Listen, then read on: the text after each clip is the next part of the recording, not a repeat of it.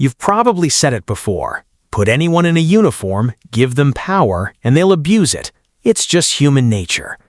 That's the story you've been told, but the real answer is far stranger. In the summer of 1971, a psychologist at Stanford University built a fake prison in a basement. He picked 24 ordinary young men, healthy, stable, no criminal history. He flipped a coin. Half became guards, half became prisoners. Then he stepped back to watch. Within 6 days, it fell apart. Guards stripped prisoners naked. Guards forced them into push-ups at midnight. One guard made prisoners simulate sex acts with each other. A prisoner had a breakdown so severe he had to be pulled from the study, sobbing, shaking, screaming that he wanted out. The man running it all was named Philip Zimbardo, and the conclusion he drew became one of the most famous stories in psychology. Good people, placed in a bad situation, will become monsters, not because they're broken, because the system breaks them. For 50 years, that idea shaped how the world understood crime. It explained Abu Ghraib. It explained genocide. It explained ordinary soldiers doing unthinkable things. Textbooks taught it as fact. Documentaries dramatized it. A feature film recreated it scene by scene. The message was simple, and it was terrifying. You are not as good as you think you are.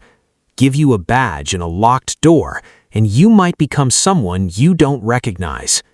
But here's what almost nobody was told for decades.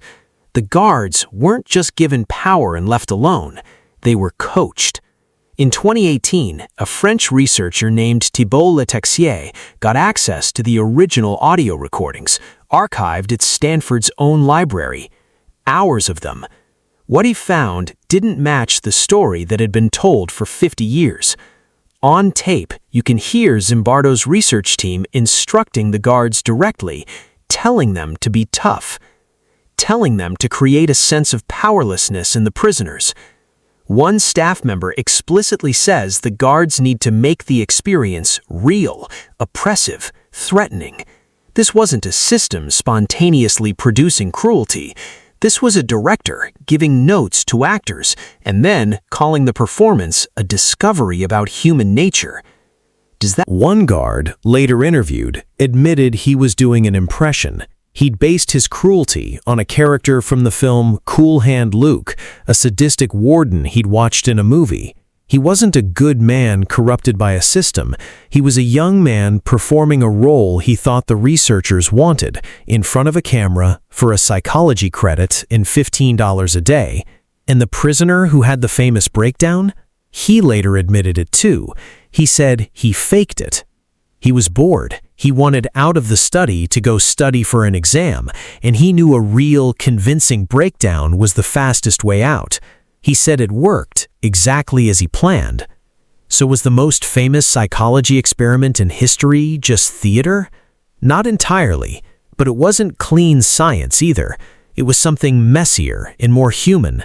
A room full of people trying to guess what was expected of them, and a researcher who was not a neutral observer, but an active participant, shaping the outcome he already believed in. This matters, because 30 years later, 2 other psychologists tried to test the same idea properly. Alex Haslam and Steve Riker, working with the BBC, ran a similar prison simulation in 2002. Same setup. Guards and prisoners, randomly assigned, real stakes, filmed for television. But this time, nobody told the guards how to behave. Nobody coached them into cruelty. The result was almost the opposite of Stanford. The guards didn't slide into brutality. Many of them felt uncomfortable using their authority at all. Some even started identifying with the prisoners. Eventually, it was the prisoners who organized and pushed back against the system, not the guards who dominated it. Same premise, same setup, completely different outcome. Why? Because the missing ingredient at Stanford wasn't a uniform. It wasn't a badge. It was permission. Explicit, whispered, camera-off permission from someone in authority telling you, this is what's expected. This is the role. Go. That single idea reframes almost everything you thought you knew about cruelty. It isn't that ordinary people spontaneously turn evil when given power. It's that ordinary people will do almost anything when someone they trust tells them it's necessary, it's normal, and everyone else is doing it too. Think about Abu Ghraib again with that lens. Investigators later found the same pattern. Soldiers weren't randomly snapping. They were following implicit cues from a chain of command that had blurred the line between interrogation and abuse, that had created an atmosphere where cruelty looked like compliance. Think about your own life at a much smaller scale. Have you ever done something you weren't proud of, not because you woke up wanting to, but because everyone around you made it feel like the normal thing to do? A joke that went too far because the room was laughing? A decision at work you didn't fully agree with because your manager framed it as just how things are done here? That's the real mechanism. Not evil hiding under the surface, waiting for a uniform to unlock it. Social permission, quietly rewriting what feels acceptable, one small nudge at a time. Here's the part that should actually unsettle you, more than the original myth ever did. If cruelty required a broken monster inside you, you could relax. You could tell yourself, that's not me, I'd never do that. But if cruelty just requires the right room, the right authority figure, and enough people going along with it, then the question isn't whether you have the capacity for it. You do. Everyone does. The real question is whether you'd notice the moment it was being asked of you. Zimbardo himself, to his credit, spent the later years of his career trying to answer that question. He didn't just study why people become cruel, he studied why some people don't. He called them the ones who resist, the individuals who, in the exact same room, under the exact same pressure, refuse to go along. His later research found something hopeful buried in an otherwise dark finding. Resistance wasn't rare because it required a hero. It was rare because most people had never practiced saying no to authority in a low-stakes setting, so they had no instinct for it when the stakes got high, which means the instinct can be built, like a muscle.